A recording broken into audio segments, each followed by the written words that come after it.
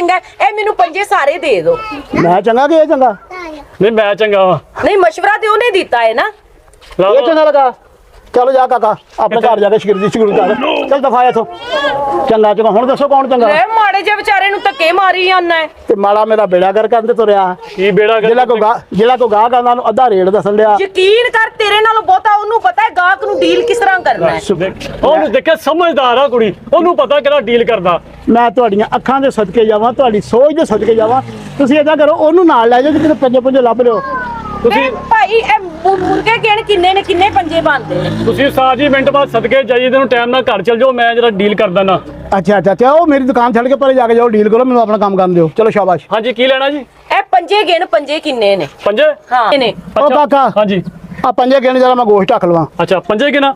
ਜੱਸੂ ਪੰਜੂ ਹਾਰ ਕਬੂਤਰ ਡੋਲੀ 5 ਹੈ ਜੀ। ਦੇਰ ਫਿੱਟੇ ਮੈਂ ਤੇ ਯਸੂ ਪੰਜੂ ਖੇਡਣ ਆਈ ਆ।